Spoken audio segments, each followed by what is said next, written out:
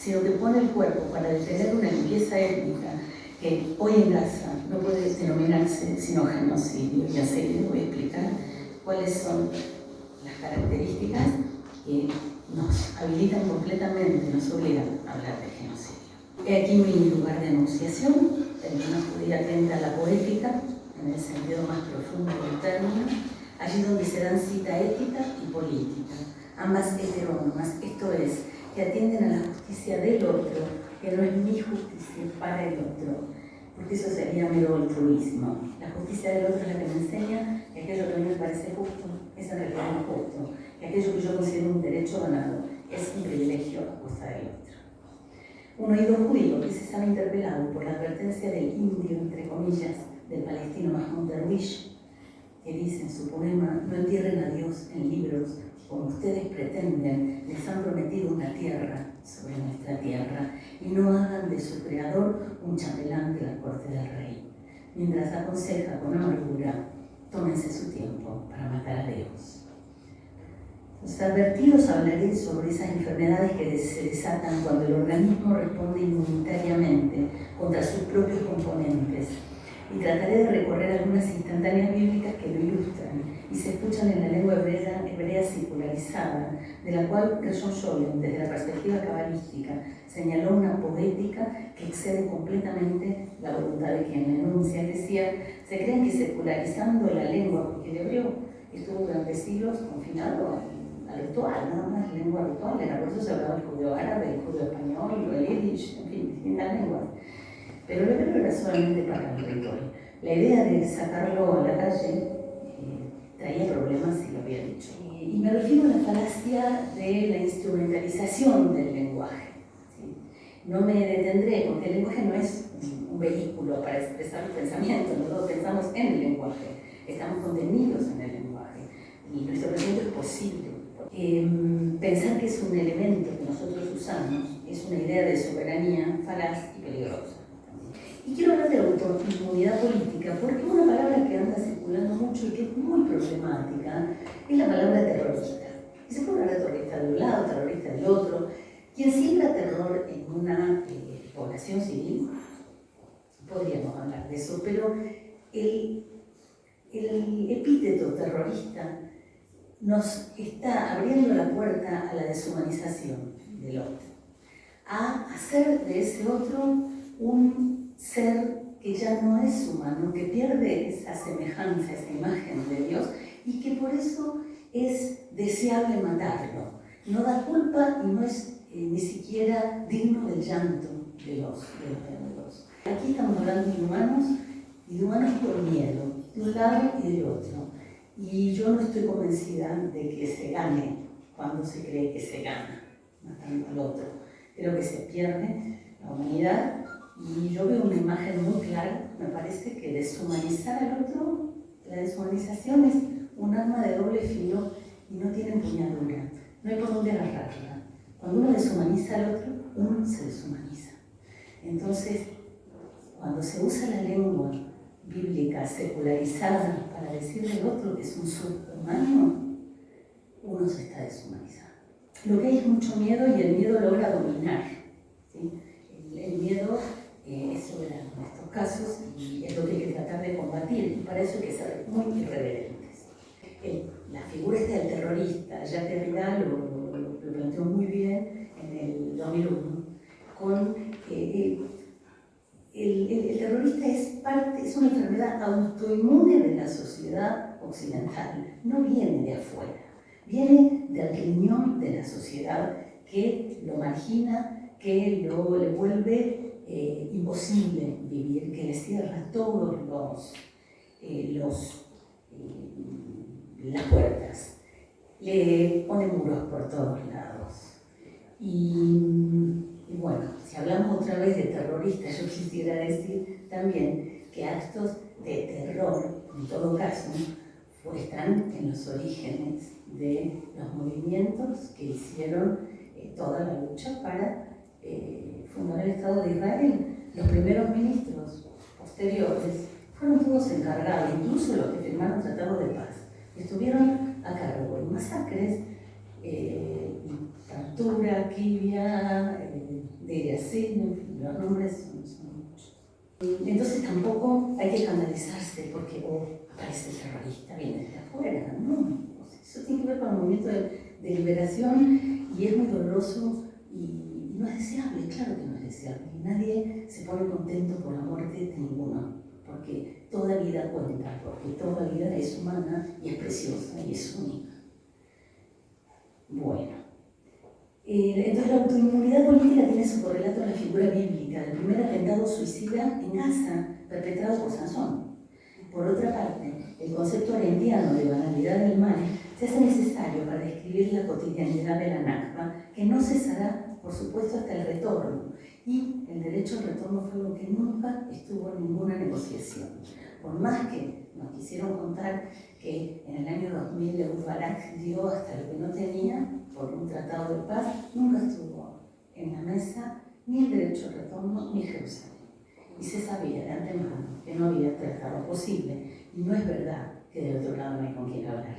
No había intención de hablar. Es dificilísimo implementar el derecho al retorno, es necesario. Y como a mí me encanta cuando Daniel Barenboim, cuando llegó a los músicos en esta orquesta que tienen de jóvenes israelíes y palestinos, logró convencer a algunos israelíes para que fueran a Ramallah a tocar. Y descubrieron estos chicos que Ramallah estaba a 15 kilómetros de Jerusalén, que había gente que amaba la música, que aplaudía igual y reaccionaba igual que del otro lado. Barenboim dijo, lo imposible es más fácil que lo difícil. Yo creo que esa es la tarea política, el arte de lo imposible. Y fue muy interesante cuando le dieron el premio, le habían dado un premio, él decidió repartir la mitad para los músicos jóvenes palestinos y la mitad para los israelíes. Dio un discurso y enseguida, muy enojada, se levantó la entonces ministra de Cultura y dijo, después de que el señor Barenboim deslegitimó al Estado de Israel, y le dijo, señora, acabo de leer el preámbulo de la declaración de la fundación del Estado de Israel. Eso es legitimarlo, ¿a dónde llegamos? ¿Sí? ¿Qué es lo que borramos y qué memoria es la que se instituye? Una memoria de olvido, una memoria de borramiento del otro y de las posibilidades de vida. Porque no hay vida, el que construye el muro cree que encierra al otro y no entiende que está encerrado, también el mismo. Como el miedo es lo cotidiano, cómo se acostumbra a sospechar constantemente, a la desconfianza, cómo pierde eso básico de la vida, de cualquier revolución, es la confianza, ¿no? Bueno, entre las cosas que podemos hablar, ¿por qué hay teología política, ¿no? Sobre teología política, obviamente, está un jurista nazi, que es el que la trajo a colación, que es Carl Schmitt, y eso es verdad, hay teología política, ¿no? Dice, todos los conceptos significativos de la moderna teoría del Estado son conceptos teológicos secularizados. La palabra secular es cristiana, ¿saben ustedes? O sea, ya siempre todo lo secular, todo lo laico es católico. Entonces también tengo que entender eso. Hay todo un guión transformista, ¿no? Que da cuenta de una estructura que se mantiene en torno del cuadro de la soberanía o autosoberanía de un mundo sin Dios, de la democracia, en el cual el Dios Todopoderoso habita en el legislador omnipotente o el milagro persevera en la excepción, en el estado de excepción. Teología política hay. Cuando hay un Estado laico tiene una teología política que lo sostiene. El tema entonces es si es colonial o es descolonial. Lo que a mí me preocupa es descolonizarla. Cuando Benjamín Netanyahu hace unos días escribió algo para los soldados e invocó el nombre de Amalek, estaba evocando a un pueblo de la Biblia que refiere a las guerras santas, que son guerras que de ninguna manera, o sea, son míticas, de ninguna manera se tiene que tomar la Biblia como un libro de instrucciones para hacer la guerra, como lo toma efectivamente. Y nombrar a Amalek es nombrar al pueblo que Dios ordena aniquilar y no dejar rastros sobre la tierra, porque la causa es que cuando habían salido de Egipto, Amalek había atacado a los que iban atrás, la gente más débil, las mujeres, los niños. El llamado era a aniquilar a Amalek. Se habla de liquidar, ¿no? Está en el vocabulario cotidiano en estos días. Y uno se pregunta quién es que se está comportando como Amalek, el que está atacando a los débiles, a los más frágiles de todo. ¿Qué vergüenza tenemos de la vulnerabilidad, que es lo más humano? ¿Por qué vivimos en culturas, y no son todas las culturas así, sino justamente esta que más llamamos occidental, que tiene vergüenza de la vulnerabilidad, que cree que la vulnerabilidad es solamente efecto de la vulneración? Y no, que somos frágiles, y que porque somos frágiles necesitamos de los otros, porque nadie nace solo y mucho menos se entierra solo. Siempre necesitamos de los otros. Entonces, bueno, esta es la justicia del otro, entender que nos debemos al otro. Pero bueno, parece que aquí, en el uso de Amalek, que es una locura. Me gustaría mostrar, por supuesto, este mapa que lo conocen muchísimo, ¿sí? Esta es la Palestina completamente fragmentada, Gaza en rojo, que por supuesto ahora aparece toda una parte arrasada. Estas son las áreas A, B y C, que en 1993 se firmaron en Oslo para que duraran 5 años, ya llevan 30. Pero además llevan 30 así, formándose cada vez fiordos más aislados, ¿no? De un territorio que es imposible hoy en día, si bien es necesario y le pedimos al presidente que exija los 2 estados, sabemos que no es factible y que la idea utópica es la más factible y es la de un estado binacional. Entonces, bueno, el área A, saben ustedes que es un área de completa administración palestina, de la Autoridad Nacional Palestina. El área B, que es la rosada, es mixta, ¿sí?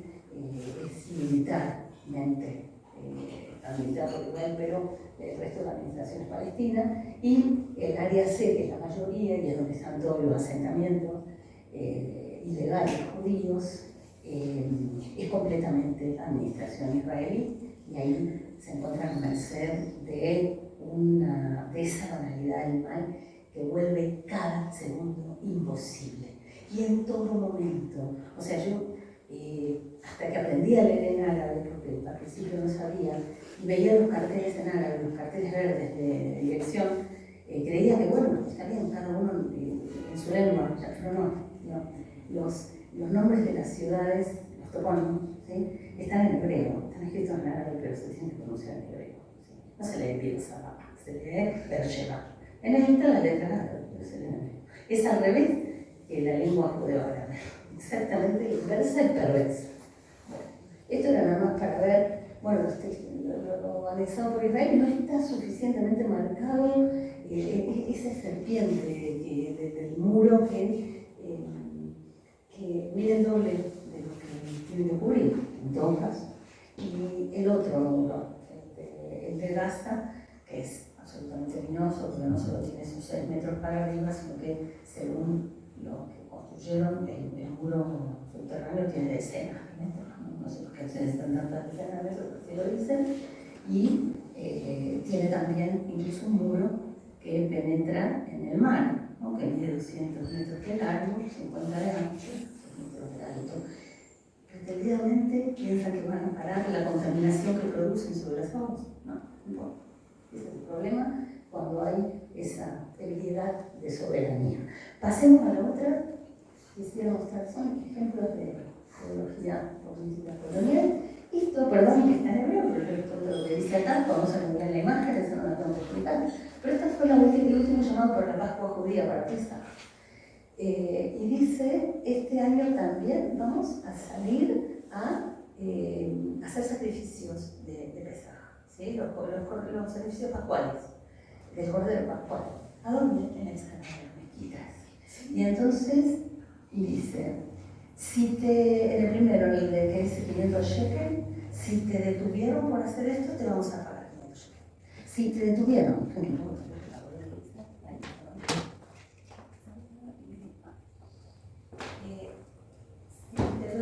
y tenías el animal, ¿sí? Ahí en el monte del templo, entonces te vamos a dar 2.500 shekel, ¿sí? 5 veces más. Y con el animal para sacrificarlo. ¿sí? Porque la idea era volver a sacrificar, porque ¿cuál es la idea? Digamos, lo que siempre estuvo muy presente, y los sionistas se hicieron los que no veían nada, es que en el monte, ¿sí? En la explanada de las mezquitas, es para los otros el monte del templo. El subsuelo de las mezquitas es el templo. Hasta ahora había una última barra que funcionaba muy bien, que era una prohibición rabínica que impedía que un judío penetrara en la explanada de las mezquitas, porque hay un área al que no puede entrar nadie que no sea el sumo sacerdote, que se llama Santa Sartorum o Kodesh HaKodashim. Como no se sabe dónde queda, entonces no podían ir los judíos a esta parte. Lo que pasa es que, bueno, se fue cada vez aflojando más esta prohibición y empezaron con este gobierno, que también es un gobierno que tiene un discurso extremista, muy extremista, no sé por qué, lo ven solamente en la paja de los cogenos, porque el gobierno es terrible, permitía esto, y esto es una afrenta y es un llamado al apocalipsis. Hay una última barra apocalíptica que se soltó, ahora sí que se soltó, y por eso se aceleró un genocidio que venía desarrollándose. Bueno, los 1.200 cheques, para dejarlos ya sin tener curiosidades, que lo agarran por arriba, pero no llegaron a entrar al área del templo, y dice, es espantoso, le dice acá abajo, dice, que canta la carta, si hiciste el sacrificio, redimiste. Te detuvieron, ganaste. ¿Sí? Entonces dice, queremos el sacrificio de Pascua, de Pesaj ahora, y entonces ven, ahí tiene incluso un logo con el templo. Bueno, vamos a pasar a la última diapositiva, que es sumamente curiosa. Yo no sé si ustedes miran esto. Bueno, ustedes saben lo que es el jubileo, ¿no? En el Levítico existe el año sabático. El año sabático son 6 años de trabajar la tierra, es decir, uno tiene que descansar la tierra, y los esclavos liberarse. El esclavo que se quiere quedar, ¿se acuerdan? Le marcan la oreja porque su oído no es digno de haber escuchado la libertad, el llamado de libertad. Puede quedarse un esclavo porque tiene familia en el lugar, porque está cómodo en el trabajo. Bueno, al séptimo sabático viene el año del jubileo, y el jubileo significa que se perdonan todas las deudas, se devuelven todas las tierras, porque la tierra pertenece a Dios. Cuando se vende la tierra, el precio de un terreno depende de la cercanía del jubileo. Cuando viene el pronto del jubileo es muy barato comprar una tierra, porque hay que devolverla.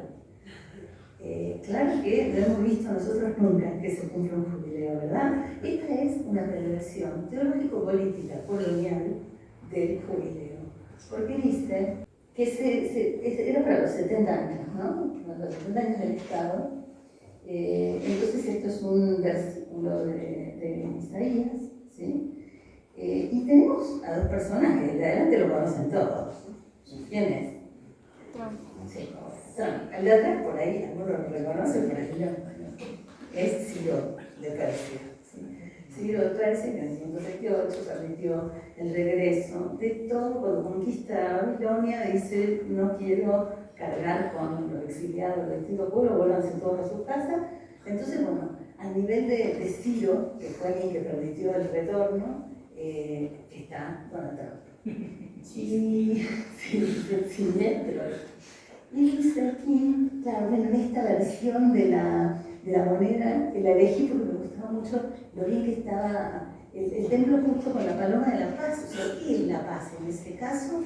Sí, o sea, la paloma con el olivo en realidad es la que avisa que terminó el diluvio. El diluvio fue la destrucción. Entonces, ¿el templo viene también después de la destrucción? La pregunta. Como había varias versiones de esta moneda, yo elegí esta porque gráficamente estaba muy nítida, pero me falta la otra, que es la que habla del jubileo, y que dice, pero no cuentan el jubileo con ceros y 50, sino lo cuentan así: 1917, que es la Declaración Balfour, ¿sí? Declaración Balfour es el año como inicial. 50 años después, 1967, ¿qué tenemos? La NASA, ¿sí? Tenemos la guerra de los Seis Días, la conquista de los territorios, la ocupación. Fíjense la perversión del jubileo, que es lo contrario de la elección de las tierras. Es la perversión.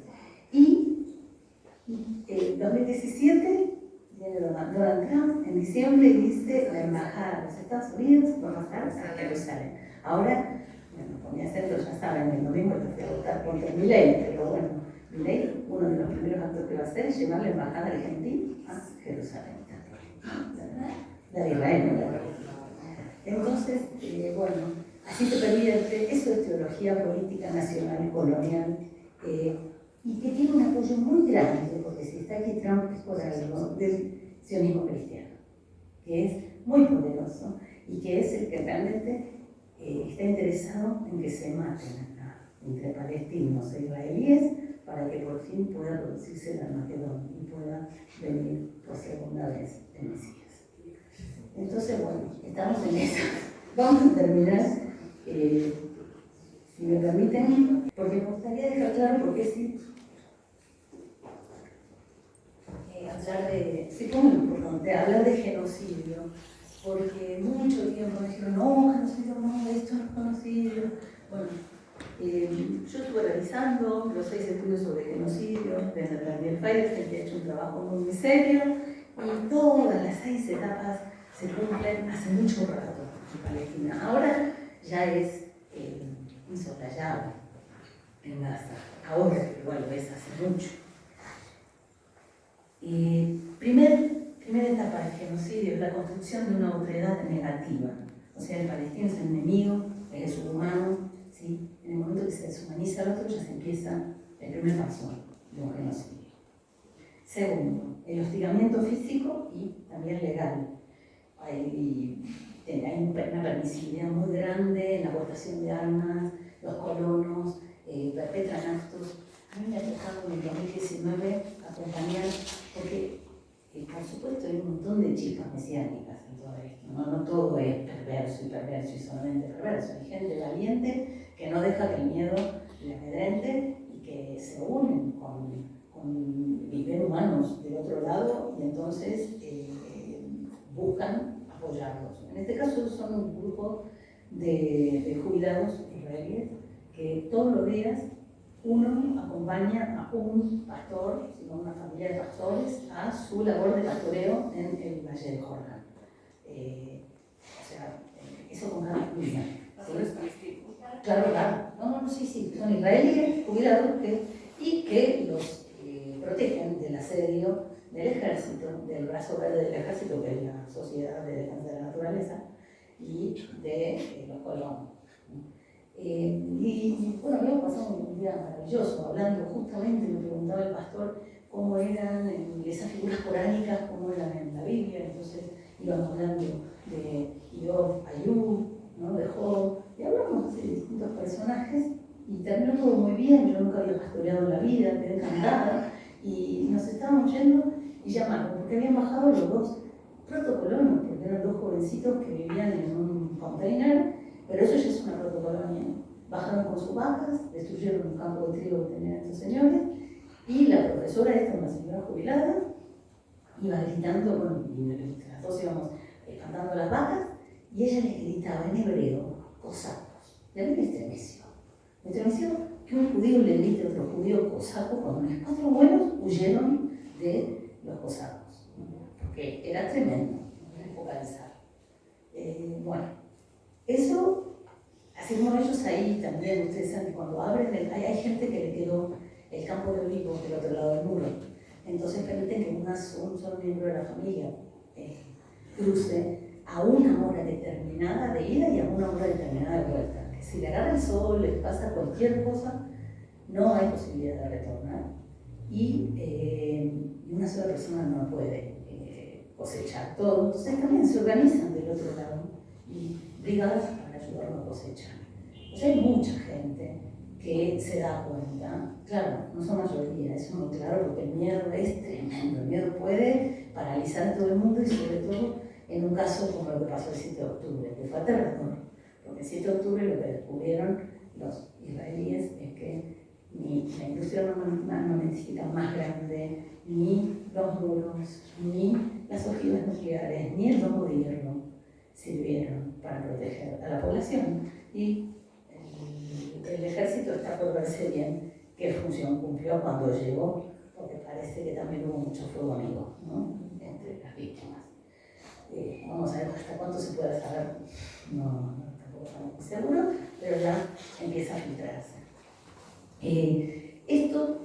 Yo soy una obstinada en buscar esperanza, como decía al principio. A mí me parece que cuando alguien que se sintió muy protegido en un momento se da cuenta que está en la extemporaneidad, reconoce su propia vulnerabilidad y a lo mejor no la siente como una falta, sino como algo que lo hace humano y que lo asemeja al otro. Aquel que no podía ver como humano, porque durante mucho tiempo le habían enseñado a no verlo de esa manera. Hay libros escolares que enseñan a invisibilizar, ¿no?, a dejar a los palestinos como gente del pasado, pero no con derecho a presente.